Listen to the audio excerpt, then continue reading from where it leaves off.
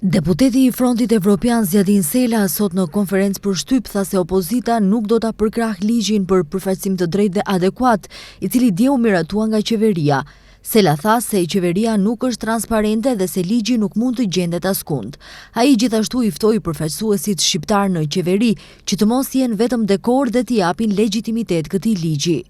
Teatrin që pam dje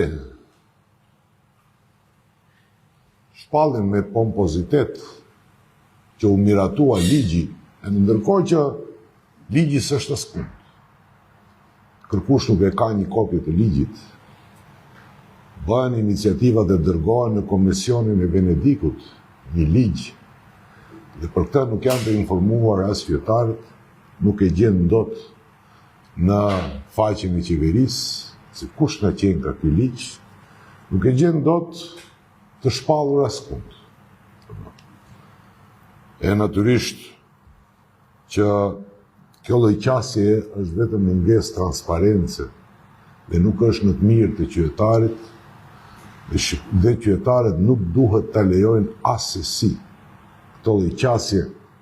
Qytetarët nuk guxojnë që ta lejojnë mos respektin që u tregohet atyre, duke mbajtur të fshehtë dhe duke u munduar që të kontrabandojnë një ligj i cili është shumë i rëndësishëm dhe që është një ndër shtyllat bazë të kushtetutës dhe shtyllat bazë të kohezionit të brendshëm etnik. Kryeministri i vendit Kristian Mickoski deklaroi sot se nuk mbajnë vërejtjet dhe kritikat e opozitës shqiptare rreth propozimligjit për përfaqësim të drejtë dhe adekuat.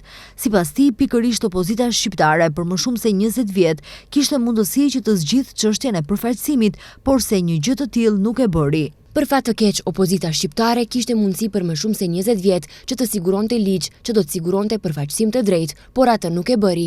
Ata si opozit, edhe në kohën kur ishin në qeveri, vetë kanë thënë se koha e balancuesit ka kaluar dhe duhet të gjendet formë e re. Kështu që kredibiliteti i atyre politikanëve për përfaqësimin e drejtë dhe adekuat është zero, tha Mickoski.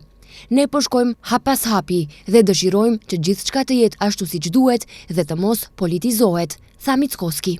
Koalicioni Vlen në një komunikat për media thot se pas dekadash me premtime boshe, vonesash dhe manipulimesh, dje ishte një ditë historike për barazin dhe drejtsin në Maqedoninë e Veriut, duke u referuar miratimit të ligjit për përfaqësim të drejtë dhe adekuat. Përmes këtij ligji krijohet mekanizmi që do të mbikëqyr dhe siguroj zbatimin efektiv dhe me përgjegjësi të parimit të përfaqësimit. Në vetëm një vit qeverisje, realizuam atë që nuk u bë për 24 vjet pas marrëveshjes së Ohrit.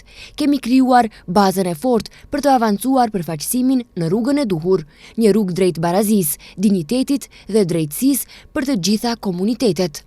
Ata që janë kundër këtij ligji janë po ata që gjatë viteve e degraduan përfaqësimin dhe i lanë qytetarët pre e manipulimeve dhe padrejtësive, thonë nga koalicioni Vlen. Ky ligj është një betejë që ja vlejti, një fitore e madhe për të gjithë ata që kërkojnë përfaqësim të drejtë, për barazi dhe për një shtet ku ligji është mbi çdo interes tjetër, thanë nga Vlen.